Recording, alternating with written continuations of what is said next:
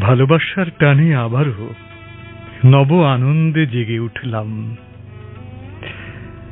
পত্র পাঠিয়েছেন দেবীপ্রসাদ মণ্ডল, গ্রাম ডাকঘর কিয়ামাচা, গোয়ালতোড়, জেলা পশ্চিম মেদিনীপুর।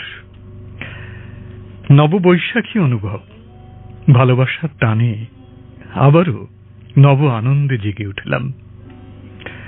জানিলাম এ জগৎ স্বপ্ন নয়। রবীন্দ্রনাথ ঠাকুরের। বসন্ত দূত মায়াবী কণ্ঠে বিদায় নিতে নিতে যেন বলে চলেছে, আবার আসিব ফিরে ধান সিঁড়িটির তীরে।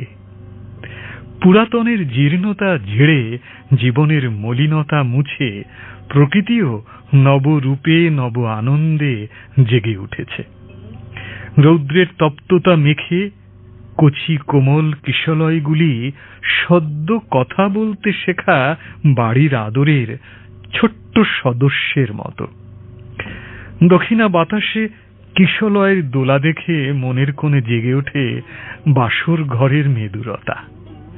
আবার এই নববৈশাখের খরতাপে প্রকৃতি যখন বিষণ্ণ, তখন সাহসিনী চম্পার আগমন ঘটে।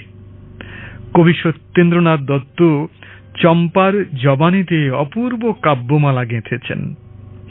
আমারে ফুটিতে হলো বসন্তের অন্তিম নিঃশ্বাসে, বিষণ্ণ তখন বিশ্ব নির্মম গ্রীষ্মের পদানত। রুদ্র তপস্যার বনে আধো ত্রাসে আধিক উল্লাসে, একাকী আসিতে হলো সাহসিকা অপ্সরার মতো। জীবনের ভাঙা গড়ার খেলায় দুঃখ কষ্টকে সঙ্গী করে আমাদের মুখোমুখি হতেই হবে নতুনের দ্বারে। নতুন যতই কঠিন, নির্মম, ভয়ঙ্কর হোক, তবুও তার মাঝেই লুকিয়ে আছে নবসৃষ্টির বীজ।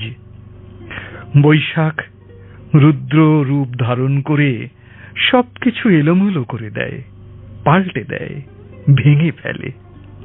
কিন্তু ওই রুদ্র রূপের আড়ালে লুকিয়ে আছে সৃষ্টির নব আনন্দ। আবির্ভাব ঘটে নতুন প্রাণের, প্রাণে প্রাণে জেগে ওঠে নতুনের আহ্বান।